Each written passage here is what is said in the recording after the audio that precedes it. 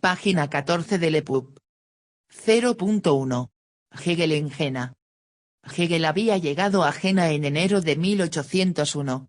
Era la cuarta mudanza de su juventud, tras Tubinga, Berna y Frankfurt, iba a ser la decisiva de su carrera.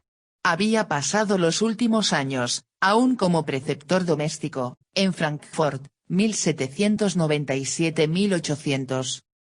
Hegel había nacido en Stuttgart, en 1770. Tras estudiar en el Stifte Tubinga de 1788 a 1793, recibiendo formación en filosofía y teología para ser pastor protestante, vivió como preceptor doméstico en Berna, 1793-97, y Frankfurt hasta 1800. La biografía más actualizada y completa de Hegel actualmente es la de Terry Pinkard, Hegel, A Biography, Cambridge, 1998. Traducción en castellano en Editorial Debate, 2001. También es reciente y completa, aunque con otra perspectiva, la de Jacques Dont, Hegel, Kalman Levy, París, 1998, traducida con el mismo título en Barcelona, Tusquets, 2002. Y, por supuesto, siempre está la clásica de Rosenkranz, Hegel's Leben, de 1844, aún por traducir al español. Allí, el reencuentro y la intimidad con un Hölderlin que acababa de estar en Jena oyendo a Fichte, cerca de Schiller y Goethe, le habían revelado cuánto quedaba aún por revolver en la filosofía kantiana y en los intentos de Fichte por completarla. ¿Por qué no intentarlo él si aún había algo por revelar? Siempre, los que anteceden, sirven como trampolín para seguir su línea o para tomar otra perspectiva. Además, lo que no deja de tener relevancia para quien se decida a leer este libro, o a Hegel en general, le habían hecho cambiar su prosa fácil de los primeros años, prosa que, en todo caso, nunca publicaría en vida, por un estilo que exigía una activa participación y esfuerzo del lector, análogamente a cómo la poesía de Hölderlin se veía responsable de forjar una nueva lengua para la nueva época, y exigía de los lectores una participación en esa responsabilidad. En el cuaderno de notas de los años de Jena, el llamado Wastebok, apunta Hegel, no se trata ya solo de pensamientos. De eso tenemos más que de sobra, buenos y malos, bellos y atrevidos. Se trata de conceptos. Pero, mientras que a aquellos se los puede hacer valer inmediatamente y por sí mismos, en cuanto conceptos, en cambio, se los debe hacer comprensibles conceptualmente, o concebibles, begreiflich, con lo que la forma de escritura se altera y adquiere un aspecto que exige un esfuerzo quizá incluso penoso, como en Platón y Aristóteles. La muerte de su padre, en 1799, le había proporcionado una mediana herencia que le permitiría independizarse por unos años, pero también, como sugiere su biógrafo Pinkard, debió de provocar en él la clase de autorrevisión personal que produce un acontecimiento así, en mitad de la vida, en el caso de Hegel, la que le llevó a poner fin a su existencia como preceptor doméstico en ricas casas burguesas, mantenido espiritualmente por sus aspiraciones literarias a ser un filósofo popular que desarrollase un kantismo aplicado. Y de este modo, vivir a la sombra del filósofo Kant. No era solo cuestión de sentar la cabeza y hacer una carrera, sino de hacer filosofía mucho más a fondo, de llegar al fondo de la filosofía. Se trataba de hacer algo diferente. En noviembre de 1800, quizá ya distanciado de Hölderlin, que estaba a punto de iniciar el viaje definitivo a la locura, Hegel se decide a escribirle a Schelling, el antiguo amigo de Tubinga, lanzado en Jena a una carrera meteórica. En una carta célebre, le dice, en mi formación científica, que empezó por necesidades humanas más elementales, me vi empujado hacia la ciencia, y el ideal de juventud tuvo que transformarse en la forma de la reflexión y, a la vez, en un sistema. Era, al mismo tiempo, una confesión y una petición. Pedía ayuda para encontrar un puesto académico en alguna ciudad, sugería Bamberg, confesaba que la juventud se había acabado, con su ideal, y que la filosofía sistemática, la ciencia, justo lo que Schelling llevaba años haciendo, era el camino a seguir. El amigo, como es sabido, lo llamó a Jena. Cuando Hegel llegó, Jena no era ya el centro intelectual que había llegado a ser en el último decenio del siglo anterior. Fichte había sido expulsado de su cátedra en 1799, como resultado del ateísmo straight. Paulus, Thibaut, Vos y otros, se habían marchado a Heidelberg, Halle, o Gotinga, con mejor paga y más libertad. Pero estaba Schelling, estaba aún el círculo de los románticos en torno a los Schlegel. Mercedes Schat, discípulo de Fichte, Jena seguía siendo el centro del fichteanismo, todavía la filosofía de vanguardia en Alemania. Fichte seguía siendo relevante. Goethe, con Schiller a su lado, proyectaba desde Weimar su sombra protectora. Y Hegel, que aún no había publicado nada, se puso enseguida a la tarea. No había publicado nada, salvo, anónimamente, la edición en alemán de las cartas confidenciales sobre la anterior condición jurídica del país de Vaud, de la ciudad de Berna, un panfleto francamente subversivo del suizo francófono Jean-Jacques Cartz, al que añadió un comentario propio y publicó en 1798. Quería elaborar un sistema, su sistema. Tenía que hacerse un nombre en un medio que era, como se diría en el lenguaje de hoy, extremadamente competitivo, lleno de talentos jóvenes y ambiciosos pugnando por brillar en el efervescente firmamento intelectual alemán, y de paso, hacerse con un puesto. Puede que el reino animal del espíritu de la fenomenología se le hiciera presente en los primeros años de Jena. Al principio, las cosas parecieron ir rápido. El 27 de agosto de 1801, día de su cumpleaños, defendía su tesis de habilitación Dissertationi Philosophicae de Orbitis Planetarum, lo que le convertía en privatdocente y le autorizaba a dar clase, sin sueldo. Tenía que empezar desde abajo. Tenía con urgencia que empezar a publicar algo que llamara la atención.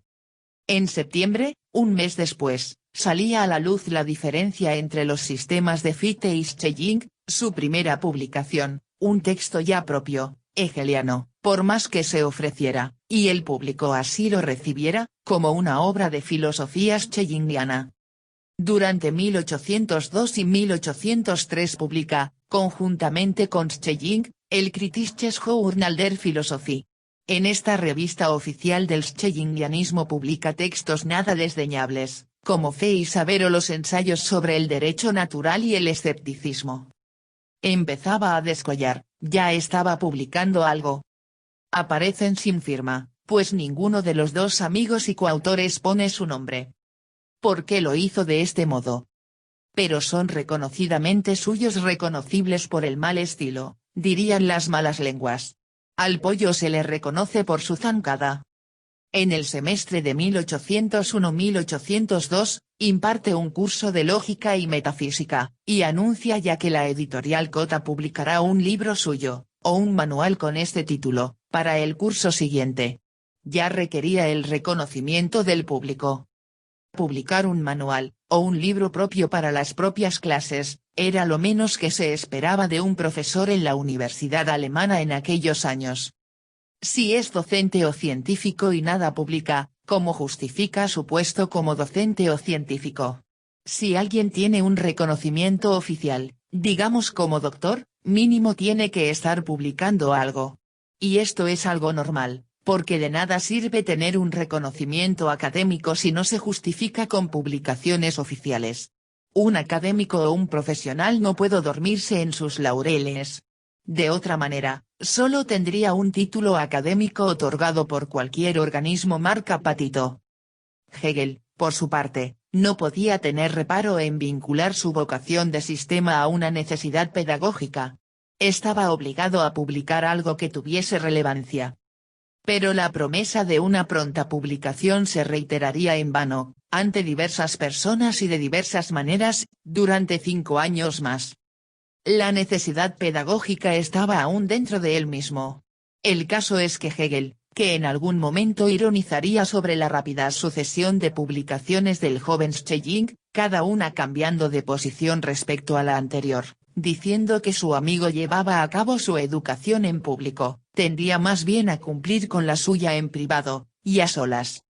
Lo había hecho en los silenciosos años de Berna y Frankfurt, y no pudo dejar de hacerlo en Jena, a pesar de que la urgencia por producir un libro era tanto intelectual como, a partir de cierto momento, material. La herencia paterna se iba consumiendo con la inflación de esos tumultuosos años, y sin libro no había perspectivas de aspirar a obtener una cátedra, con ella, un sueldo. Hegel necesitaba afianzarse en el mundo académico e intelectual. Y esto solo podía lograrse publicando algo que fuera interesante y le sirviera como trampolín.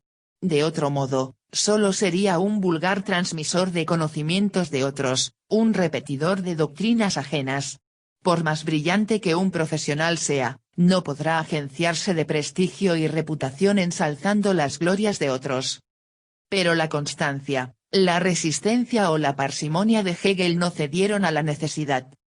Después del Kritisches Journal, a partir de 1803, deja de publicar, sin embargo, los manuscritos en general, manuscritos para sus lecciones, no paran de crecer, corregirse y reorientarse, siguiendo una ruta que la investigación hegeliana no ha conseguido desentrañar hasta los años 70 del siglo XX. Tan brillante fue Hegel que aún sus manuscritos de lecciones, son de gran interés. Parte del carácter legendario de la fenomenología del espíritu se debe a las condiciones casi heroicas en las que se gestó. A partir de 1803, el mundo intelectual de Jena se queda definitivamente despoblado. Schelling se marcha a Würzburgo, en parte, para evitar el escándalo social de su matrimonio con la mujer de Schlegel, Caroline, en parte, para aprovechar las oportunidades que ofrece la vinculación de esa universidad a Baviera, y de Baviera al orden napoleónico. Niethammer, otro antiguo estudiante de Tubinga, y el amigo más cercano, marcha también para ocupar un cargo en la nueva administración bávara. Jena quedaba despoblado de representación intelectual, y donde no hay competencia, hay un universo de oportunidades.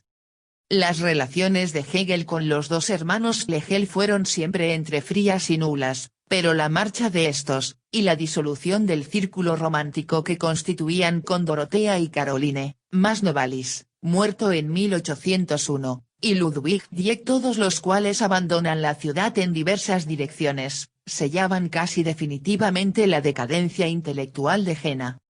¿Por qué no aprovechar esa decadencia? Cuando comienza el semestre de invierno de 1803-1804, a Hegel no le queda apenas ningún interlocutor filosófico o literario. Los más grandes, se habían marchado. Sí lo tenía entre los científicos, merced a los cuales se hace asesor de la Sociedad Mineralógica Ducal, condición que hará constar puntualmente en la portada de la Fenomenología. Hegel tenía que aprovechar esa oportunidad. Pero, aparte de la devoción de un grupo de alumnos, que se mantendrá ya toda la vida, Gabler, el holandés Van Geert, y del librero Froman, con cuya familia se entretiene jugando a las cartas, la soledad de Hegel es completa. Profesionalmente, las cosas tampoco van mejor. Aspira a conseguir una plaza en alguna universidad, Bamberg, Würzburgo, Heidelberg, de las que están siendo reestructuradas y revitalizadas merced a las reformas de los estados alemanes aliados con Napoleón. Pero sus intentos, apoyados en la promesa de un libro que no llega, quedan sin fruto. Para colmo, Jacob Fries, su enemigo irreconciliable, obtiene una plaza de profesor extraordinario en Jena, y poco más tarde alcanzará una cátedra en Heidelberg. ¿Por qué Hegel no consiguió ese puesto? Solo el ruego de Hegel ante Goethe, que le aprecia, y la intervención de este en su favor, le proporciona la plaza de Außerordentlicher Professor, catedrático no numerario, por así decirlo, sin sueldo, aunque, posteriormente, con una gratificación de 100 taleros al año, la mitad de lo que gastaba entonces un estudiante muy modesto. Los 100 taleros, además, se concedían graciosamente en compensación por la paga simbólica que Hegel recibía del ducado de Württemberg en cuanto licenciado del Stift de Tubinga en espera de ocupar un puesto de pastor. Con este nombramiento, Hegel se cerraba definitivamente aquello a lo que había renunciado muchos años antes, la carrera eclesiástica, y perdía también esa paga simbólica. En un clima de empobrecimiento generalizado, Debido a la situación política y económica, Hegel se ve obligado a pedir dinero prestado a Niethammer, y ayuda para conseguir un puesto con el que pagarle las deudas. «Préstame algo de dinero, pero ayúdame a conseguir trabajo para poder pagarte», fue la propuesta de Hegel a su amigo Niethammer. Carolina Schelling, antes Schlegel, de paso por Jena en 1806, le escribe a su marido: «No me explico cómo se las arregla Hegel para salir adelante».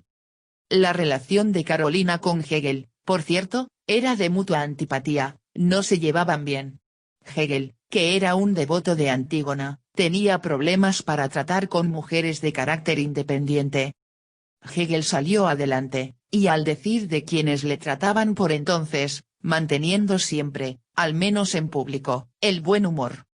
Unos años más tarde, en 1810, Hegel le escribió a un amigo, el teólogo Windismann, declarando lo siguiente: «Conozco, por experiencia propia, esa disposición afectiva, Stimmung, del ánimo, o de la razón, cuando ésta se ha metido por interés, siguiendo sus propios barruntos, en un caos de fenómenos, Erscheinungen. He sufrido de esta hipocondría durante un par de años, casi hasta quedarme sin fuerzas. En general, todo hombre pasa alguna vez por ese momento decisivo, Wendepunkt, en su vida, ese punto nocturno en que se contrae todo su ser, viéndose forzado a atravesar su angostura para llegar, consolidado, befestigt, y cerciorado, vergeuisert, a la seguridad de sí mismo». Si Hegel estaba refiriéndose a los años de Jena, o a una época interiormente más oscura y lejana, quizá a la estancia en Berna, no lo sabemos. Pero los consejos que le da a Windismann sí encajan perfectamente con su actitud de Jena. Aunque uno esté interiormente seguro de cuál es su meta, tiene que trabajarse el camino a través de ese caos de fenómenos, hasta alcanzar la claridad y una explicación del todo. Es la ciencia quien le ha metido a uno en el laberinto, y solo ella puede sacarle y curarle. Y la ciencia, por cierto, empezó a mostrarle la salida del laberinto. No directamente, desde luego. Puede, además, que la marcha de Schelling ayudase. Por un lado, a partir de 1804, aumenta el número de sus alumnos matriculados, y respecto a esto, Schiller le escribe a Goethe: «Parece que nuestro doctor Hegel tiene muchos oyentes, y que no se quedan descontentos, ni siquiera de su modo de dar la clase, y los conocidos comentan que ha mejorado mucho su capacidad y soltura en clase, la cual, como es notorio, nunca dejó de basarse en una retórica de balbuceos y reiteraciones con una dicción deficiente y monótona, salpicada de carraspeos, lo cual a Hegel no le impidió tener más y más alumnos, especialmente en Berlín». Por otro, a partir de esa fecha, el carácter y contenido de su escritura se transforma. De 1801 a 1803, Hegel había producido unos textos de carácter polémico, como los del Kritisches Journal, o ético-político, el último de los cuales era un manuscrito ya copiado a limpio y prácticamente listo para publicar, pero inédito, que se ha conocido como System der Sittlichkeit, traducido como Sistema de la Eticidad, todos ellos dentro de la órbita de Schelling. A partir de 1804, se amontonan los manuscritos que debían acompañar a las clases, y que ensayan diversas maneras de pensar y exponer el ansiado sistema, cada vez más alejadas de Schelling. Poco a poco Hegel iba acomodando su estilo propio. Se han conservado bastantes manuscritos. Hegel era ordenado y meticuloso con sus papeles, y la crítica ha creído poder reconstruirlos y ordenarlos a partir de los años 70 del siglo pasado. Son los llamados manuscritos Jenaer Systemenentwürfe, esbozos de sistema de Jena, publicados ahora en 3 volúmenes, paralelos a los cursos académicos. El de 1803-1804, Sistema de la filosofía especulativa, el de 1804-1805, Lógica, Metafísica y filosofía de la naturaleza, y el decisivo de 1805-1806, Filosofía de la naturaleza y filosofía del espíritu, 15. El primero, de 1803-1804, corresponde a unas lecciones anunciadas para el semestre de invierno de 1803-1804, como filosofía especulativa e sistema, completens. A. Logicam et metaphysicam, sive idealismum transcendentalem. B. Philosophiam naturae et. C. Mentis. Dedicadas, no obstante, casi en sus 3/4 partes a la filosofía de la naturaleza, y es todavía deudor de la terminología de la filosofía de la identidad de Schelling. Es el más fragmentario de todos los esbozos de sistema, pero el único que abarca el sistema completo, de modo que la filosofía de la naturaleza y la del espíritu también caen dentro de la filosofía especulativa. El segundo corresponde a unas lecciones anunciadas para el semestre de invierno 1804-1805 sobre totam philosophia scientiam, y philosophiam speculativam, logicam et metaphysicam, naturae et mentis, ex dictatis. Aunque fragmentario, está escrito a limpio, probablemente, corresponde a lo que debía ser el libro que Hegel le prometía a Goethe al solicitarle una plaza, o a vos, en Heidelberg, con el mismo propósito. Falta toda la filosofía del espíritu, o lo que hoy llamaríamos filosofía social y política, y tiene una parte importante dedicada a la lógica. De hecho, es la única lógica de Jena conservada, aunque Hegel dio lecciones a menudo sobre ella. Piénsese que, en ese momento, 1805, dado lo precario de su situación y lo avanzado del manuscrito, lo natural hubiera sido que Hegel lo transformase rápidamente en un libro. Sin embargo, se contuvo, como si tuviera que rehacer lo que había logrado. Para el semestre de invierno de 1806, anunció su curso Philosophiam Realem, y Naturae et Mentis ex Dictatis, y, por primera vez, dio un curso Historiam Philosophiae, mientras que para el verano anuncia el curso en Philosophiam Speculativam esse. Logicam. De estos últimos no se ha conservado nada, como tampoco del curso de matemáticas que ofreció y que su discípulo Gabler todavía alababa muchos años después. Fue algo que ocurrió, pero no hay evidencia de ello. En cambio, el curso de filosofía real, o filosofía de la naturaleza y del espíritu, que ahora ya no pertenecen a la filosofía especulativa, está casi completo, a falta del principio de la filosofía natural. Y ya es Hegel, sin huella de Schelling, Hegel con su propia voz. Ha despegado por sus propias alas, brillando por su propio fuego.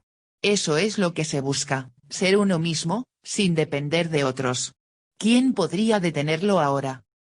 Hegel cree saber ya cuál es la forma del sistema, y la tiene prácticamente desarrollada. Las últimas líneas del manuscrito, casi telegráficas, ya tratan de la ciencia absoluta, la filosofía, cuyo contenido es el mismo que el de la religión y el arte, pero teniendo la forma del concepto, y que constaría de la filosofía especulativa, o lógica, de la filosofía de la naturaleza, y de una parte reflexiva en la que el espíritu, inicialmente conciencia sensible e inmediata, llegaría, en la historia, a ser un saber de la naturaleza y del espíritu mismo. Hegel ya tenía el sistema esbozado. Era su momento. Solo faltaba una introducción, aparentemente no muy complicada, más dedicada a cuestiones de teoría del conocimiento, que permitiese el acceso de la conciencia al sistema, su camino hasta él. Terminada la introducción, podría abordar la lógica, que debía tener ya muy avanzada, en la cabeza, o en un manuscrito perdido, y ofrecer finalmente la filosofía real, o sea, la filosofía de la naturaleza y del espíritu que estaba redactando con las lecciones de 1805-1806.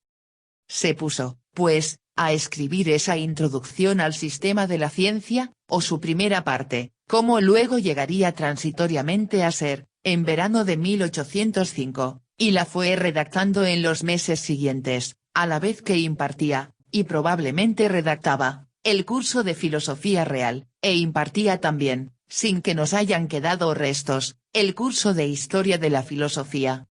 ¿Cómo fue que se perdieron esos valiosos documentos?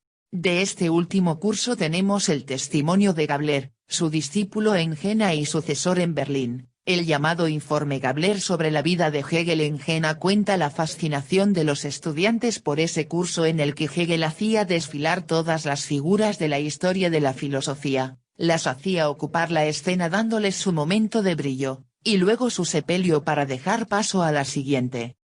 Siempre una forma de pensar, o de reflexionar publicada, viene a ser trastocada por otra.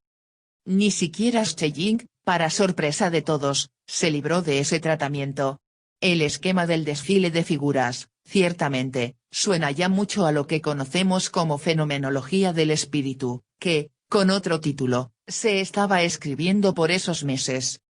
Gabler relata, además, que Hegel iba exponiendo esta misma, a una introducción a la ciencia, a sus propios alumnos en el curso de verano de 1806 anunciado como lógica, entregándoles los cuadernillos que el editor ya había empezado a imprimir, sin haber terminado él de escribirla.